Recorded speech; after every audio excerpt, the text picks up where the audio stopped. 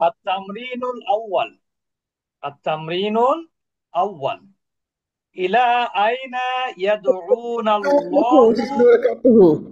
ওস্তাদ জি, এই পড়াটা কি আসলে সবারই ভালো করে পড়া হয় নাই নাকি আবার রাখবেন এই পড়াটা?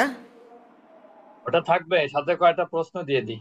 আচ্ছা ঠিক আছে, ওইটা থাকুক। ওয়াইলা আইনা ইয়াদউনাশ শাইতানু। তাহলে এখানে প্রশ্ন হচ্ছে দুইটা। উস্তাদ যে উপরে আল্লাহ আছে যে ওইটার পড়া হয়নি। কোনটা আল্লাহু আছে? ইলা আইনা ইয়াদউনা আল্লাহু। ওটা তো বললাম। ও আচ্ছা, তাহলে খেয়াল করিনি উস্তাদ। ইলা আইনা ইয়াদউনাল্লাহু ওয়া ইলা আইনা ইয়াদউনাশ শাইতানু। এজন্য তো বললাম দুইটা। এখানে হুম। দুইটা জিনিস আছে, একটা হচ্ছে আল্লাহ আমাদেরকে কোন দিকে ডাকে, মানে ডাকছেন বা ডাকেন। আরেকটা হলো শয়তান আমাদেরকে কোন দিকে ডাকছে। বুঝতে পেরেছেন? তাহলে ইলা আইনা ইয়াদউন আল্লাহু, এখানে আল্লাহ হচ্ছে ফাইল, ওয়া ইলা আইনা ইয়াদউনা শাইতানু, আর এখানে হচ্ছে শয়তান হচ্ছে ফাইল। বুঝতে পেরেছেন? হুম। তাহলে আল্লাহ আমাদেরকে কোন দিকে ডাকছেন বা ডাকেন, আর শয়তান আমাদেরকে কোন দিকে ডাকে বা ডাকছে। উত্তর হলো আল্লাহ ইয়াদউন আল্লাহু ইলাল জান্নাহ। আল্লাহ তাআলা আমাদেরকে কোন দিকে ডাকেন? জান্নাতের দিকে।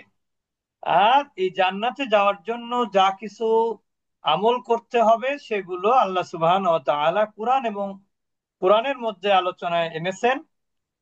আর তার ব্যাখ্যাকারক হলো হাদিসে রসুল। ওয়াইলা আইনা ইয়াদউনা শাইতানু, আর শয়তান আমাদের কোন দিকে ডাকে?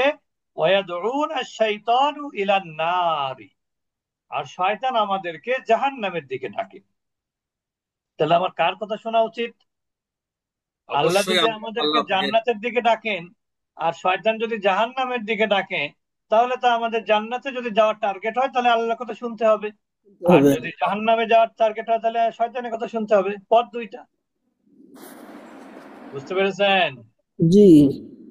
তাহলে এবার চিন্তা করে রাতে সিদ্ধান্ত নেবেন কোন দিকে যাবেন। ইনশাআল্লাহ।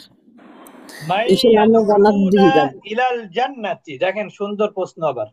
মাইয়াদউনা ইলাল জান্নাতি ওয়া মাইয়াদউনা ইলান নারি, আমাদেরকে জান্নাতের দিকে কে ডাকে এবং আমাদেরকে জাহান্নামের দিকে কে ডাকে। তাহলে উত্তর হলো আল্লাহু ইয়াদউনা ইলাল জান্নাতি, আশ-শাইতানু ইয়াদউনা ইলান নারি। আল্লাহ আমাদেরকে জান্নাতের দিকে ডাকেন, শয়তান আমাদেরকে জাহান্নামের দিকে ডাকে। ঠিক আছে? এতটুকু থাকুক, যেহেতু গতকালের পড়াটা আমরা আবার নিব। এই পড়াটা খুবই গুরুত্বপূর্ণ। অনেক এখানে বেশ কিছু শব্দ আছে যেগুলো খুব বেশি ব্যবহার হয় না, যার জন্য এটা ভুলে যাওয়াটা স্বাভাবিক। যেমন কলাআতি, তারপরে জি। কি জুনদিয়ান, সুজান, সুজান শব্দের ব্যবহার হয়, জুনদিয়ানও অল্প ব্যবহার হয়। তারপরে এখানে যেমন তামসি, ইয়ামসি, উশবুন। তারপরে এখানে আছে মারা। মারা শব্দের অর্থ হচ্ছে চারণ ভূমি। কারণ ভূমি। বুঝতে পেরেছেন? আর এখানে বানাইতু মানে আমি বানিয়েছি, এটার মুদার হচ্ছে ইয়াবনি। আর আমর হলো ইবিনি, নাহি হলো লা তাবেনি। বুঝতে পেরেছেন? আমরা এরপরে আমাদের হিফজ ক্লাস আছে। উস্তাদ জি, ওই যে বানাল বানাল মালিকও এখানে মনে হয় নুনের উপরে খাড়া জবর হবে না, আলিফ সগিরা। কোন জায়গায়? এই যে বানাল মালিকও এখানে নুনের উপর মানে খাড়া জবর, আলিফ সগিরা না।